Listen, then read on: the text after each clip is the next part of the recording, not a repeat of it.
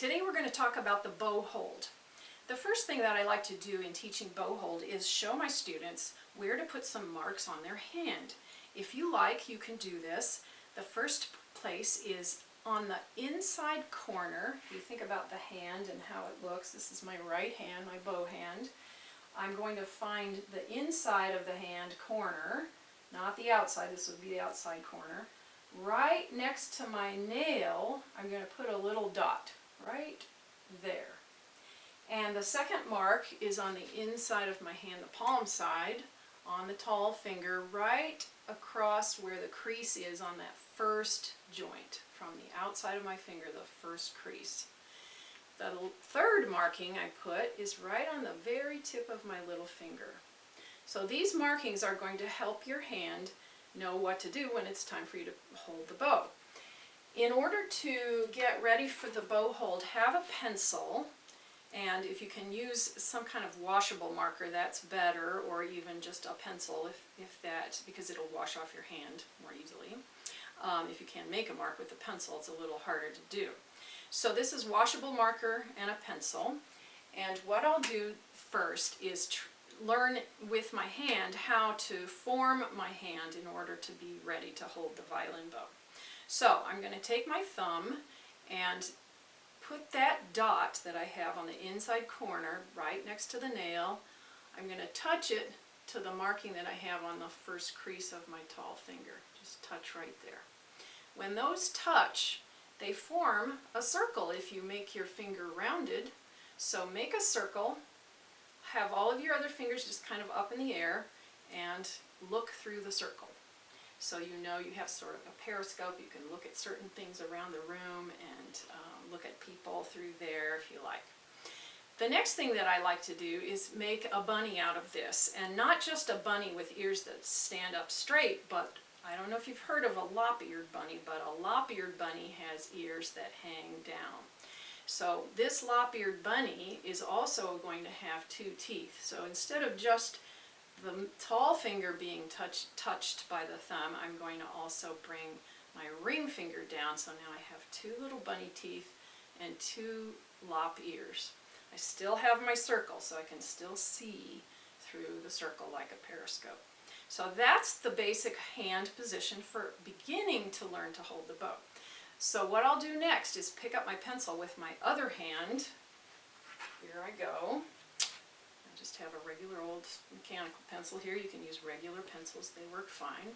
And now my bunny is going to open up its mouth and bite down gently onto the pencil.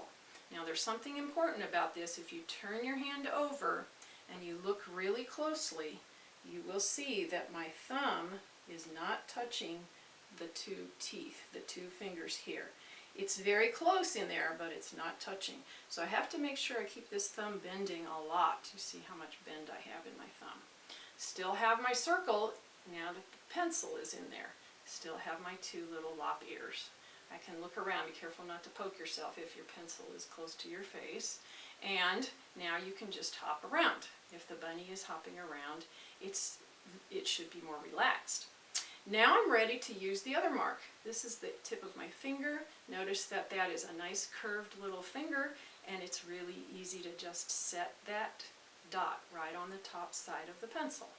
So now I have three of the fingers. My last one is going to be laying the first finger down, and when I lay the first finger down, I'm not putting it right next to the other two. I'm going to let it take a little walk away from the other two middle fingers. So now I have what I would call a very nice bow hold. This is exactly how we'll hold the bow on the violin bow when we finally are ready to do that. So let's just check one more time. Do we have a bending thumb? Do we have the thumb very close to the tall finger and the ring finger, but not touching? Do we have a nice circle on the inside of our hand? And let's just check and see if we can tap that little finger a couple of times and make sure that it's sitting right on its dot on the top side of the pencil. And now this first finger should have just a little space. It takes a short walk away from the middle two fingers. And that's a really good bow hand. Let's take the hand, instead of having it this way, let's point it so that this pencil is pointing up, And now let's point it so that it's sideways this way. That way we can see all the different angles. And the last thing you can do is take a mental picture, like something like a camera, like that, of what your hand looks like so that you'll remember when you get your bow. Okay, we're ready now to do the very same things on the actual bow. In order to do this with the bow, pick up your bow, turn it so that the hairs are down, facing toward the floor. I like to hold it with my other hand right about here in the middle of the stick. That way I can do everything that I need to with this hand. So remember what we did? We took the dot from our thumb, touched it to the line on our finger, brought the other finger down, so now we have a bunny and we have a nice circle. We have 2 teeth on the bunny, we have lop ears, and we have a circle. Check that and make sure your hand looks like mine. Now we're going to open the bunny's mouth, and just any place right about here on the stick, hold on, chomp down lightly. The bunny's not eating something hard like a carrot right now. The bunny's eating something softer than that. And make sure your thumb is not touching your fingers, those 2 teeth. But it's okay if those 2 fingers, those middle 2 fingers, are touching the hairs just a little bit. You can see my fingers are hanging down and they're touching the hairs just a little. That's okay. Otherwise, try not to touch the hairs. Now we're going to set the pinky on the top and tap it a couple of times. And now we're going to set this first finger on and have it go for a little walk. Now we have a very good bow hand. Let's shake it around a little bit. Let's see if you can see through the hole. Can you see through your circle? And now, before we let go with this other hand, let's point up to the ceiling. Now you can let go with your other hand and you have a very nice bow hold. You can do things like bounce it around. You can tap your fingers. Try that pinky tap while you're holding it this way. Try tapping your first finger. Very good. And now you're ready to learn how to draw the bow across the string.